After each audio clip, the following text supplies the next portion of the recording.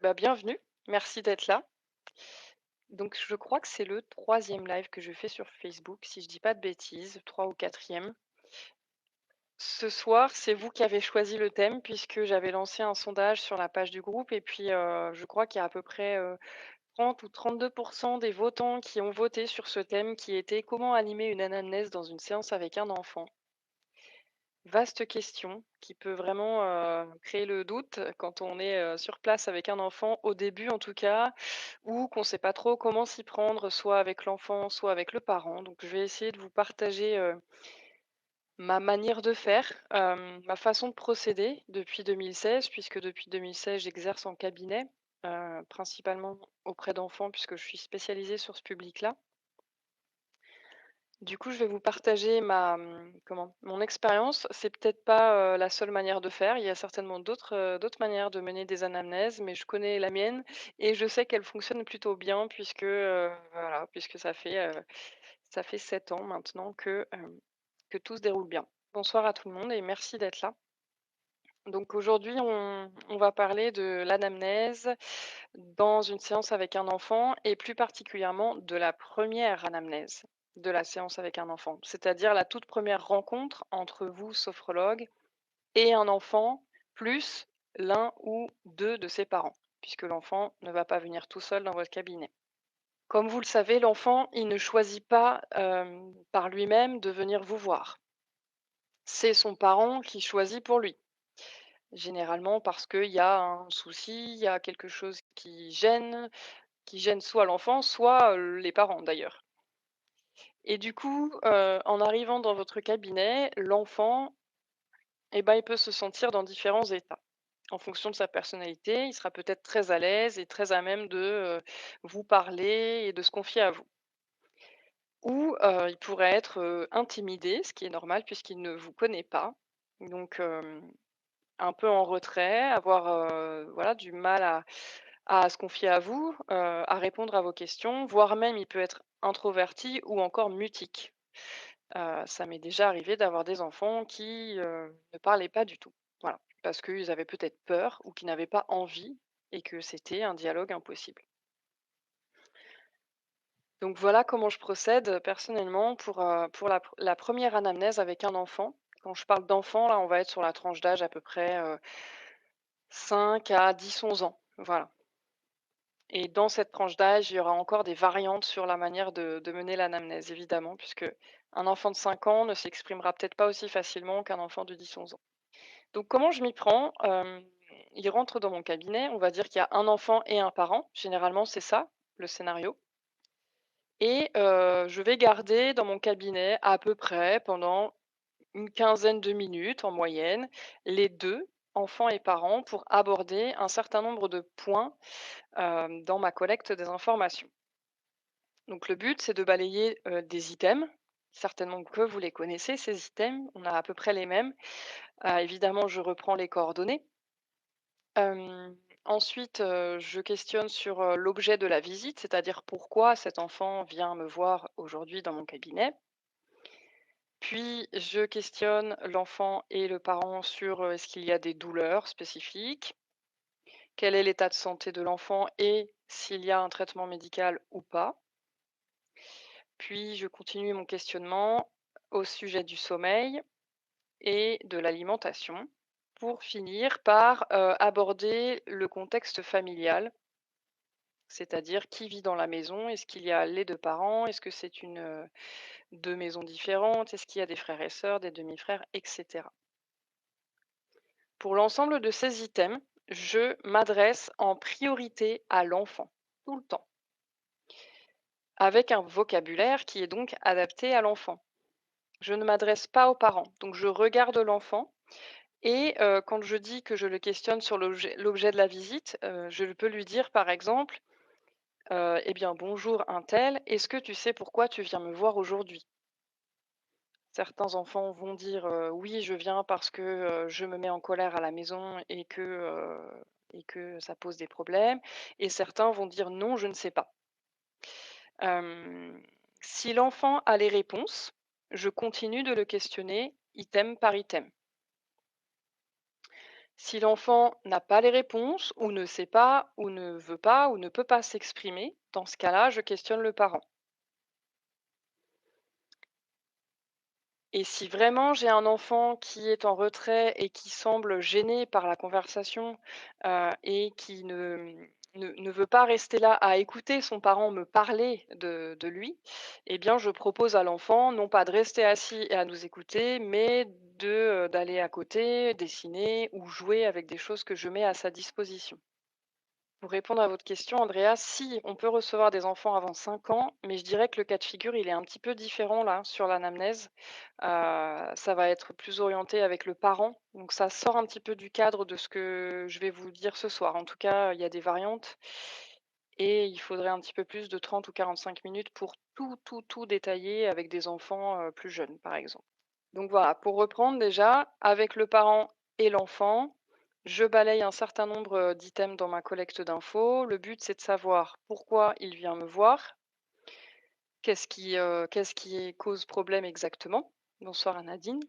Est-ce que l'enfant a des douleurs? Est-ce que ce souci-là, par exemple la colère, est-ce que ça fait des douleurs dans le ventre? Est-ce que voilà, il se passe des choses dans son corps? Il est possible que quand je m'adresse à l'enfant, le parent rajoute des commentaires en cours de route. Ça arrive fréquemment. Dans ce cas-là, je note aussi, mais je distingue bien ce que me dit l'enfant de ce que me dit le parent. Et une fois que j'ai balayé tous ces items-là, je demande au parent s'il a d'autres informations à me donner qu'il juge nécessaire de me donner pour, bah voilà, pour bien pouvoir accompagner son enfant. Et donc généralement, soit il m'a tout dit, soit là, c'est le moment de dire des choses qui lui paraissent importantes pour que je puisse accompagner son enfant. Est-ce qu'on prend un seul parent ou est-ce que l'on peut accueillir les 2 parents? Bah, en fait, généralement, personnellement, j'ai un enfant, un parent, mais quand j'ai un enfant, 2 parents, je prends aussi les 2 parents. Comme ça, tout le monde est là et tout le monde a les mêmes infos en même temps. Donc ça, c'est une première partie de l'anamnèse qui se passe, avec l'enfant et le parent. Ça me donne déjà un certain nombre d'infos. On va dire, allez, je sais pas, 50-60 des infos qui sont la matière première ensuite pour accompagner l'enfant. Une fois que j'ai fait ça, j'aborde, pardon, le contrat. Donc là, on n'est plus dans la collecte, mais moi, je passe directement au contrat avec l'enfant et le parent, le contrat thérapeutique. Dans ce contrat thérapeutique, à l'enfant et aux parents en même temps, je présente ce qu'est la sophrologie. Je présente éventuellement ce qu'elle n'est pas, c'est-à-dire ses limites, notamment qu'elle ne va pas guérir s'il y a un traitement médical et qu'on ne va pas arrêter le traitement. Je présente les engagements, qui sont les miens et les engagements qui vont être ceux de l'enfant et du parent et je présente l'entraînement. Du coup, je vais vous dire comment je m'y prends pour aborder ce contrat thérapeutique avec l'enfant et le parent. Eh bien déjà, pour expliquer ce qu'est la sophrologie, je m'adresse toujours à l'enfant, donc toujours avec un vocabulaire qui va être simple et accessible pour lui. Exemple, hem, quand on pratique la sophrologie, quand tu vas venir en séance, ce qu'on va faire nous, c'est que on va faire des jeux dans lesquels nous allons bouger, faire bouger notre corps et respirer. On va en faire 2, 3 ou 4. Ça va te procurer de la détente, ça va te faire du bien. Et puis une fois qu'on aura terminé de bouger, à un moment, tu pourras te poser sur le fauteuil ou sur le matelas, comme si tu étais dans ton canapé ou sur ton lit, bien installé. Et à ce moment-là, moi, je te raconterai une histoire. Et dans cette histoire, tu seras souvent le héros, le personnage principal. Et toi, tu vas te rendre compte au fil des séances que tu as plein de pouvoirs à l'intérieur de toi. Ce sera toujours des petits jeux différents et ce sera toujours des histoires différentes. En tout cas, ce sera souvent différent. Et le but, ce sera que ce soit toujours agréable pour toi. Donc voilà comment, par exemple, je peux exprimer avec un vocabulaire adapté à l'enfant, des mots simples, ce qu'est la sophrologie. Il n'est pas question de lui parler de relaxation dynamique, sophronisation, prise de conscience. Voilà, le but, c'est que ça reste très simple et facilement compréhensible. Ensuite, évidemment, j'aborde les engagements. Dans les engagements, il y a les miens, notamment celui de la confidentialité et du coup, à mon sens, il est très important de spécifier cet engagement de confidentialité devant l'enfant et le parent. Pour que ce soit très clair, dans la mesure où vous ne pourrez pas dévoiler le contenu des échanges que vous avez avec l'enfant aux parents, même s'ils vous le demandent et qu'ils meurent d'envie de savoir. Concrètement, moi, je leur dis: «Il faut que vous sachiez que j'ai un engagement de confidentialité, ce qui fait que toi, enfant, tu peux t'exprimer librement ici, comme tu le souhaites. Moi, je ne répéterai pas à tes parents ce que tu vas me dire et c'est important que tout le monde l'entende comme ça, c'est toi qui choisiras ce que tu voudras partager à tes parents ou pas sur nos séances de sophrologie. Par contre, je précise bien aux parents que je lui communiquerai l'objectif qu'on a fixé et que je lui donnerai à chaque fois l'intention de la séance qu'on a eue et les pratiques que l'enfant va souhaiter reproduire en dehors. Sinon, vous pouvez oublier de le dire et avoir des parents qui vont vous questionner à chaque fois ou même vous appeler entre les séances ou vous envoyer des messages pour savoir ce qu'a dit l'enfant ou comment ça se passe exactement. Voilà. Vous, vous restez dans les grandes lignes et c'est l'enfant qui choisit ou non, de partager ça, son vécu, avec son parent. Donc on en était à préciser l'engagement, évidemment celui de la confidentialité, mais il y a aussi l'engagement de l'entraînement et ça, c'est une vaste question quand on parle d'entraînement avec des enfants. Parce que je ne sais pas pour vous, mais en tout cas pour moi, dans ma pratique de sophrologue, j'ai constaté que déjà mettre en place, l'entraînement pour des adultes, c'est pas toujours évident. Donc pour des enfants, personnellement, je trouve ça encore moins évident. Donc comment je l'amène, l'engagement de l'entraînement? Je leur dis, «Tu sais, est-ce que tu fais du sport ou pas? Ou est-ce que tu fais, du dessin ou de la musique?» Généralement, l'enfant, il trouve toujours quelque chose, qui est dans ses activités et je lui dis: «Eh bien, c'est exactement comme le ping-pong, par exemple. Plus tu t'entraînes en ping-pong et plus tu deviens fort et ben, en sophrologie, c'est la même chose. Ça veut dire que, plus tu vas t'entraîner à faire des choses t'ont fait du bien à la maison et plus tu vas devenir fort et plus vite tu vas réussir à atteindre, ton objectif. Généralement ça leur parle et je précise bien aux parents que, pour l'entraînement pour aider à l'entraînement de l'enfant, je peux mettre à disposition soit, des notes qu'on prend en fin de séance, soit des enregistrements, des parties, comptes, éventuellement un email avec un petit mémo dedans, voire même des fiches, enfin voilà, c'est assez ouvert sur, les outils dont ils ont besoin pour que l'enfant s'en souvienne. Et par rapport à cet entraînement, je précise aussi aux parents qu'il ne s'agit pas de faire de cet entraînement personnel de sophrologie une injonction ou comme si c'était une contrainte, mais que plutôt ça peut être pris comme, une proposition qui va se faire, même quand l'enfant va bien et qui peut même se faire, à 2 ou à 3 en famille, voilà. D'une manière ludique et pas attendre la gravité d'un événement ou une crise de colère, par exemple, pour dire: «Tiens, il faut que tu fasses tes exercices». Non, plutôt suggérer que le parent accompagne l'enfant en faisant aussi. Une fois que j'ai abordé l'ensemble des items de cette collecte des infos et que j'ai présenté mon contrat thérapeutique, après ça, je demande, à l'enfant et aux parents s'ils sont d'accord pour que l'on continue, l'entretien tous les 2, donc sophrologue et enfant uniquement. Généralement, la réponse est «oui» et quand la réponse est «oui» et ben, le parent, il attend dans la salle d'attente et il revient quand on a terminé la pratique de la première séance. On reviendra là-dessus tout à l'heure. Donc on va dire que le parent s'en va, il est en salle d'attente, je continue ma collecte des infos avec l'enfant.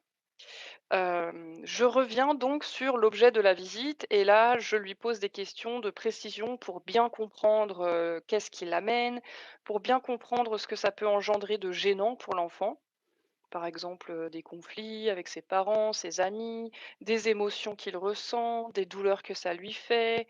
Voilà, j'essaie de bien questionner là-dessus, sur l'objet de la visite. Pour m'aider à faire ça, très souvent, j'utilise les emoticartes. Parce que, notamment les cartes rouges que je présente à l'enfant et souvent je lui demande de m'identifier dans les cartes rouges ce qu'il ressent vis-à-vis du sujet qui l'amène et il va regarder soit en lisant, soit en regardant l'émotion, le visage qui est sur la carte. Il n'y a pas besoin de savoir lire et ça va me permettre de savoir un peu, bah, si c'est de la colère ou si c'est du stress, si c'est de l'angoisse ou si c'est, de la frustration ou du dégoût ou autre. Et ce qui est très intéressant avec les emoticards, c'est que vous avez aussi un système pour le scoring. En l'occurrence, il y a un score de 1 à 5. Donc là, ça peut être l'enfant qui me donne la carte colère. Ah, d'accord, donc tu ressens de la colère. Tiens, regarde, il y a une échelle là qui dit que 1, c'est une toute petite colère et 5, c'est vraiment la super méga colère. Tu dirais que tu ressens la colère à combien, toi? Voilà. Du coup, grâce aux emoticards, bah, j'ai mon scoring et j'ai une précision beaucoup plus fine sur des ressentis, des sensations, enfin plutôt des émotions. Donc je questionne l'enfant sur, le détail du «souci» entre guillemets, de la problématique. Ensuite, je le questionne sur sa situation scolaire, c'est-à-dire, en quelle classe es-tu? Comment ça se passe avec tes camarades? Comment ça se passe avec, le maître ou la maîtresse? Situation sociale, donc voilà, est-ce qu'en dehors de l'école, est-ce que tu vois des copains, des copines, le week-end ou en vacances, par exemple? Je demande s'il y a des aversions, donc souvent je le dis en disant: «Est-ce qu'il y a des choses qui te font peur ou des choses que tu aimes vraiment pas du tout comme, des animaux ou des endroits?» Et puis je termine par les ressources, souvent en disant: «Dis-moi, quand tu n'es pas à l'école, le week-end ou pendant les vacances, qu'est-ce que tu aimes faire?» Bon, bah, généralement, sa question ouverte, donc il y a plusieurs choses. Si je vois qu'il y a très peu de ressources, est-ce que tu pratiques un sport? Oui, non. Lequel? Est-ce que tu pratiques de la musique ou de l'art? Vous les trouverez tout simplement en regardant sur Google. C'est Patrice Iacovella qui les a conçus. C'est un petit jeu de cartes tout petit, comme ça, format poche, avec des cartes rouges qui correspondent à des émotions désagréables, des cartes jaunes qui correspondent à des émotions agréables et des cartes bleues qui sont des propositions d'exercices ludiques très inspirés de la sophrologie, puisqu'il est sophrologue. Donc, on va retrouver des exercices de relaxation dynamique, de respiration et puis de méditation. Donc, pour moi, c'est devenu un outil incontournable. Quand j'ai identifié situation scolaire, sociale, les aversions, les ressources, je passe à l'objectif. Il y a des questions, donc avant de passer à l'objectif, je vais peut-être vous répondre. Pendant les exercices, les parents sont-ils présents? Si le parent a quitté la pièce, non. Si le parent est toujours dans la pièce parce que l'enfant voulait que son parent reste, dans ce cas-là, oui. Et si le parent reste pendant les exercices, eh ben, comme au début de la séance, moi, j'anime les exercices pour l'enfant, donc dans un vocabulaire adapté à l'enfant. Et le parent, il suit et il pratique aussi. Que faire quand l'enfant ne veut pas que le parent quitte la pièce? Et bah, ça peut être un peu déroutant les premières fois, mais on s'habitue, donc c'est OK, le parent il reste. On va pas forcer l'enfant à être tout seul s'il le sent pas, s'il ose pas ou s'il a peur, donc ça m'arrive quand même fréquemment et puis, bah, je vais au bout de ma pratique, le parent, comme ça il voit bien ce qu'on pratique et puis, comme ça, si l'enfant il souhaite s'entraîner, beh, le parent il a aussi fait les exercices, donc il sait comment ça marche. Je reçois systématiquement les parents post-séance, oui, parce que de toute façon, ils reviennent, ne serait-ce que pour le règlement, pour la prise éventuelle d'un prochain rendez-vous. Donc, oui, ils reviennent très souvent, sauf cas exceptionnel où l'enfant est attendu en bas ou dehors, mais généralement, c'est plus avec des ados qu'avec des enfants, ça. Une fois que j'ai fini ma collecte des infos seule avec l'enfant, on passe à la définition de son objectif. Donc l'objectif, personnellement, je ne le définis qu'avec l'enfant. Même si parfois, en parlant avec les 2, eh ben, j'ai déjà une ébauche de ce qui pourrait être l'objectif selon le parent. Comment on peut le formuler, cet objectif avec l'enfant? Par exemple, hein, je vous donne quelques idées, enfin une idée en tout cas. Imaginons que tu viennes me voir plusieurs fois ici pour faire des séances de sophrologie tous les 2. Eh bien, est-ce que tu peux me dire, à quoi tu aimerais que ça te serve? Ou alors, si l'enfant il sait pas du tout, eh bien, ta maman tout à l'heure m'a dit que, tu avais besoin de gérer ta colère. Qu'est-ce que tu en penses toi? Il va vous dire: «Oui, non, c'est pas ça du tout, c'est autre chose». Ou alors: «Si tu n'étais pas en colère, comment tu voudrais te sentir alors?» Voilà, en essayant de d'affiner comme ça.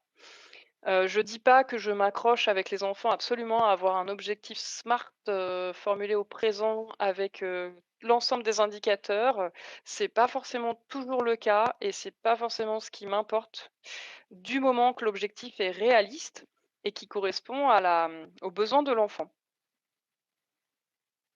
Et généralement, en y allant à tâtons comme ça, en questionnant du plus large au plus restreint, eh bien, j'arrive toujours à avoir un objectif avec l'enfant. Même si c'est exprimé en ces mots qui sont très simples. Et puis si vous avez rien du tout, eh ben là, les émoticards, vous pouvez les ressortir. Tiens, regarde, les cartes jaunes, émotions agréables.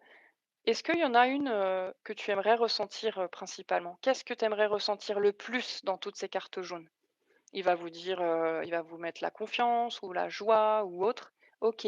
Tu aimerais ressentir ça où? À la maison, tous les jours? Ou alors quand tu vas à l'école? Et comme ça, vous pouvez déterminer aussi un contexte.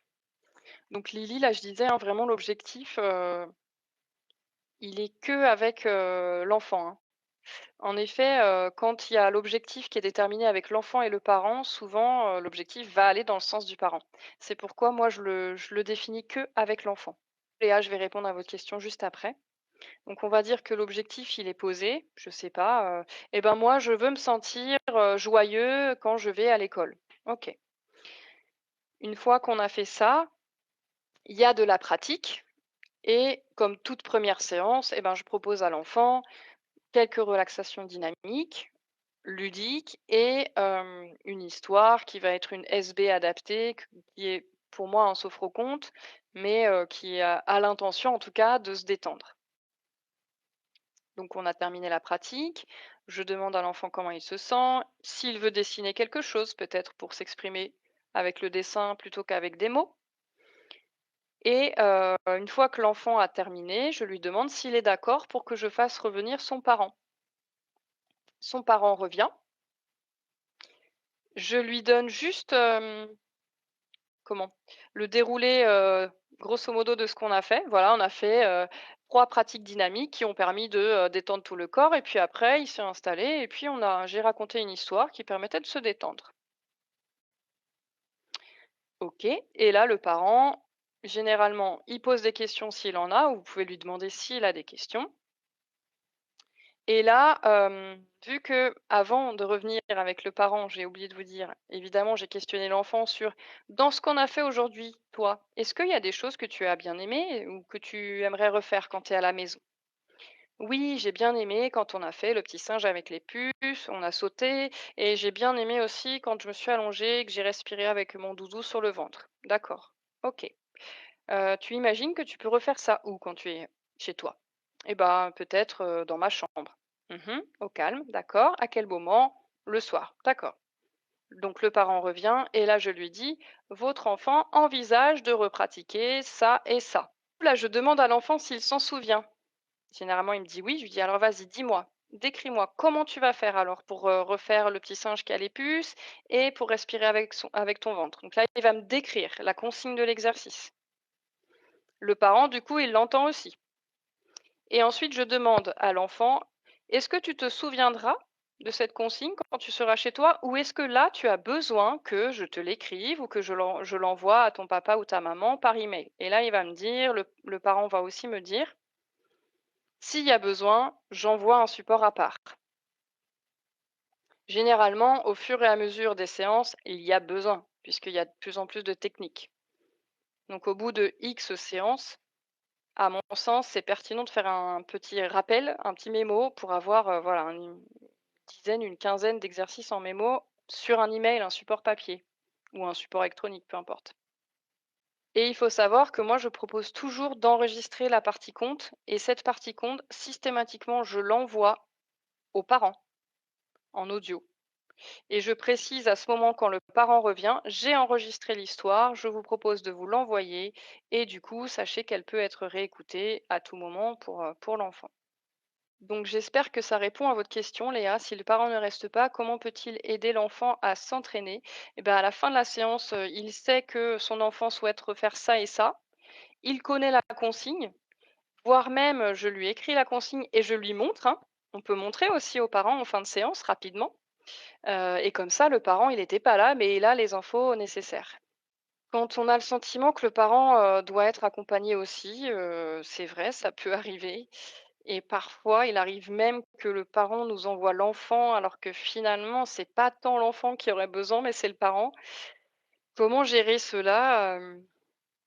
Tant que l'enfant veut venir et que ça lui fait du bien et qu'il a un objectif à atteindre et qu'il veut continuer, bah, je reçois l'enfant et je ne fais rien de plus.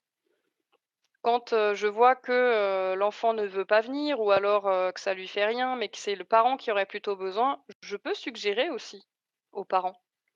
Parce que parfois le parent, il vit mal la situation générée par l'enfant. Exemple, des crises de colère.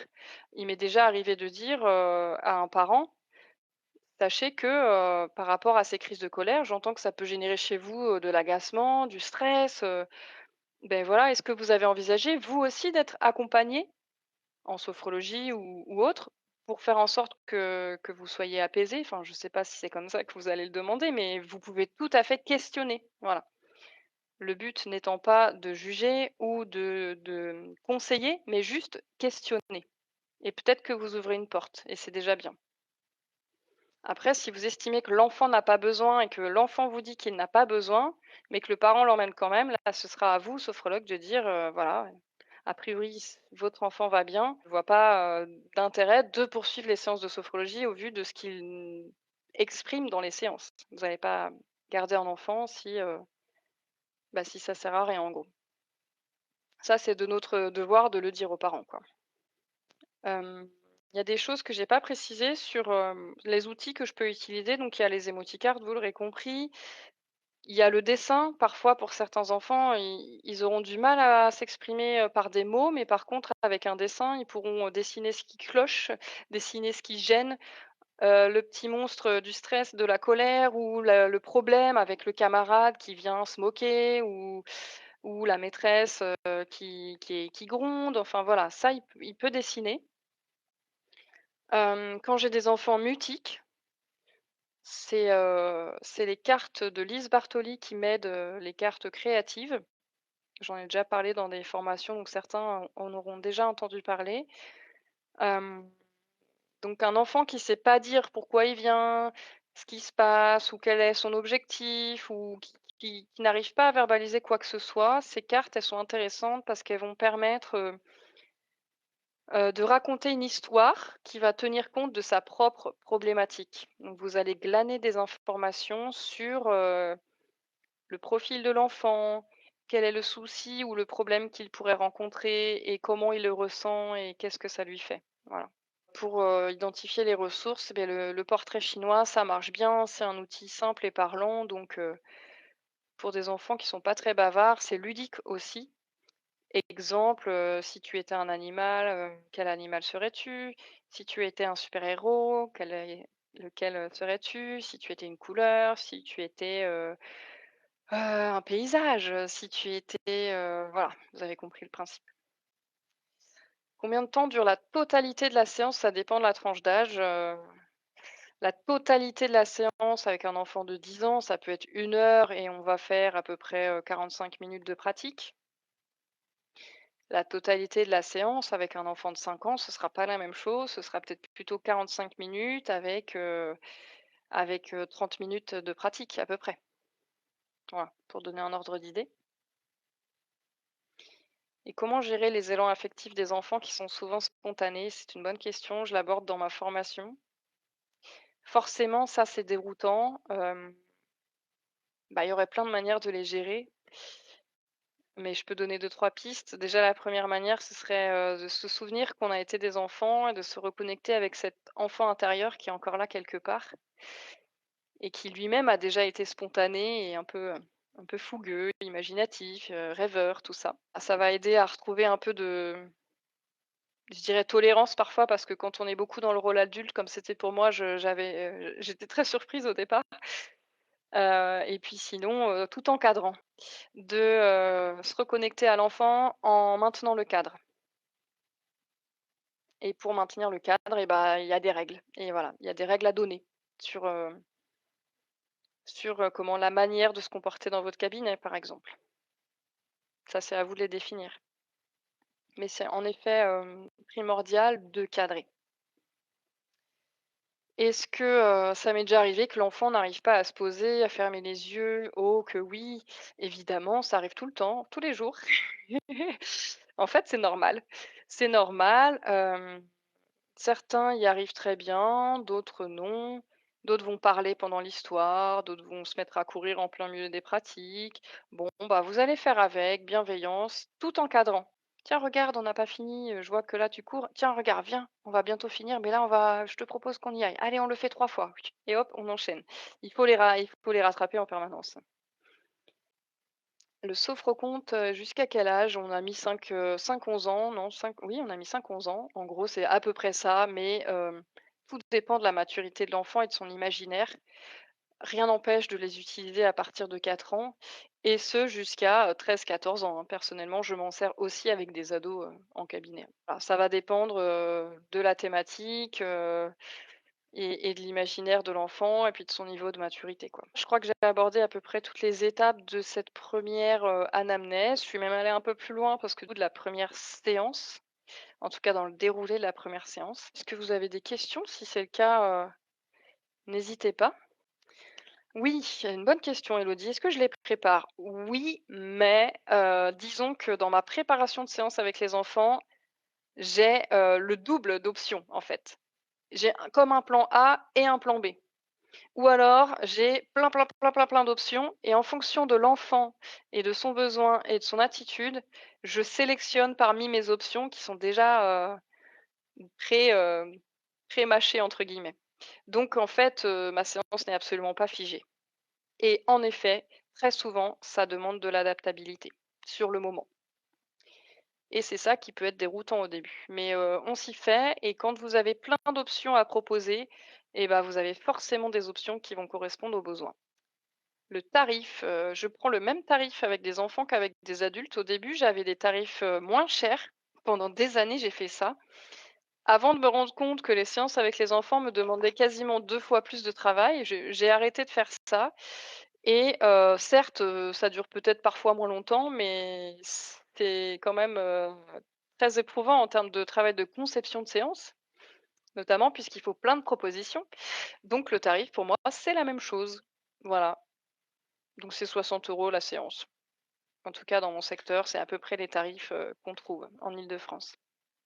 Est-ce qu'on réinterroge les parents lors des anamnèses intermédiaires ou seulement l'enfant? Bonne question. Personnellement, j'interroge seulement l'enfant. Généralement, quand il y a vraiment quelque chose qui s'est passé, le parent va vous le dire. Ça m'est déjà arrivé que le parent ne me le dise pas et que l'enfant ne me le dise pas non plus et que je le sache à la fin de la séance. Donc là, c'est un peu au choix. Soit vous commencez votre séance en faisant 5 minutes d'anamnèse avec parents et enfants, et hop, le parent repart. Soit vous commencez seulement avec l'enfant. Moi, j'ai fait le choix de partir que avec l'enfant parce que c'est lui que j'accompagne et je me base sur ce qu'il me dit lui. Voilà. La lecture des sophro-comptes dure combien de temps? Ben, ça dépend des comptes. En fait, nous, on a écrit des comptes dont la durée varie entre 5 et 12 minutes, 15 minutes maximum. Mais rien n'empêche de les agrémenter, comme vous le souhaitez, en rajoutant des choses, en enlevant des choses, c'est vraiment totalement ouvert et c'est pour ça qu'on les a conçus. C'est pour que vous puissiez en faire une base et autour de cette base, hop, vous faites comme vous le sentez. Mais généralement, la partie histoire avec un enfant, elle va durer, allez, une dizaine de minutes. Comment vous servez-vous des sophrocontes? Alors les sophrocontes, en fait, ils s'appellent sophrocontes, mais ils tiennent, lieu de sophronisation. Donc comment on peut s'en servir? On pratique des relaxations dynamiques avec les enfants. On en pratique 1, 2, 3 ou 4. Et puis après, au moment où, donc on va leur faire visualiser quelque chose et ben, c'est ça qui va être visualisé. C'est donc le sophroconte qui contient une induction et une visualisation et voilà, on va retrouver des sophrocontes qui sont des équivalents des sophronisations qu'on connaît. Exemple SB, SBV, SDN, SRS, SSS, enfin tout, on peut trouver tout, tout, on a tout balayé. Donc voilà comment ça peut être utilisé. Où peut-on se les procurer ces sophrocomptes? Alors, sur mon site, je vous mettrai le lien et sachez que d'ici demain, enfin, il y a 2 volumes de sophrocomptes. Il y a un volume 1 et un volume 2. D'ici demain, on va vendre, un pack avec, les 2 réunis, ce qui n'était pas le cas jusque-là et du coup, ce pack, il coûtera un petit peu moins cher. Il sera à 30 € au lieu de 37 €, 38 €. Voilà. Et ça, c'est en cours de réalisation et ce sera en ligne demain. Mais d'ores et déjà, vous trouvez le volume 1 séparément et le volume 2 séparément sur l'adresse que je vous ai mis dans les commentaires. J'ai adoré vos sophocomptes. Merci, merci Laetitia. Super. Moi aussi, je les utilise tout le temps, tous les jours. Donc on les a fait d'abord, pour nous, donc c'est cool que, des gens les utilisent et surtout que ça vous serve en fait, hein. On est vraiment ravis. On se rend compte qu'ils sont utiles maintenant pour, beaucoup d'entre vous. Même en classe, c'est top, tant mieux. Sophrocompte, c'est que les e-books? Non, en fait, les sophrocomptes, on les a aussi mis sur Amazon et du coup, sur Amazon, il y a des versions brochées pour le volume 1 et 2. Voilà, vous tapez sophrocompte dans Amazon, vous tombez dessus et vous les avez chez vous en version papier, reliée, quoi. Utilise le ballon de respiration, c'est top. Pas eu encore l'occasion d'utiliser les comptes. OK, le ballon, oui, c'est bien pour les enfants, ça leur permet d'appréhender la respiration d'une manière simple et ludique. Les PPI, PPT sont plus courts avec les enfants, oui. Oui, oui, oui, parce que sinon, leur attention étant, plus restreinte que des adultes, on n'est pas du tout sur les mêmes durées. On est plutôt sur quelques secondes, allez, trois à 5 secondes. Ça va dépendre de l'âge de l'enfant, mais évidemment, c'est plus court. Est-ce que ces temps de pause courts empiètent sur l'intégration des ressentis? Alors, il ne faut pas qu'ils soient trop courts non plus. En fait, il va falloir s'adapter à l'enfant. Généralement, l'enfant, il va pas forcément fermer les yeux. Si vous voyez qu'il ferme pas les yeux, mais qu'il a l'attention sur un point fixe et que ça pose pas de problème d'avoir un temps de pause de 5, 7 secondes, gardez-les, c'est sûr que c'est mieux. Si l'enfant, il bouge partout, qu'il ouvre les yeux et que vous sentez que hop, il faut que ça enchaîne, bon bah, peut-être que ça va jouer un peu sur l'intégration des ressentis, mais ça va être peut-être plus confortable pour lui aussi. Et je vais finir par la question de Elodie. Question très intéressante. Est-ce que mes formations sont Calliope? À ce jour, non. Mais peut-être qu'un jour elles le seront. Si c'est le cas, vous serez les premiers informés. Et en tout cas, si elles sont Calliope, malheureusement, elles ne seront pas prises en charge CPF parce que ça, il faut être un organisme de formation et c'est le cas pour personne ici, dans les formateurs, en sophro, CPF, on oublie. Par contre, si elles sont Calliope, ce sera FIFPL et AGCIF et ce sera déjà pas mal. Voilà, j'espère vous avoir donné, quelques éléments pour, mener votre anamnèse. Si, bah, si c'est pas le cas, tant pis, j'essaierai d'apporter des précisions et si c'est le cas, tant mieux et puis, il y a d'autres lives à venir, hein, je pense en faire, fréquemment, allez, tous les mois ou tous les 2 mois maximum, sur d'autres thématiques. C'est vous qui choisirez la prochaine et puis voilà, on se donnera rendez-vous fréquemment comme ça en 2023. Donc merci à tout le monde d'être venu. Belle soirée et belle continuation dans votre pratique avec les enfants et à bientôt. Merci à vous.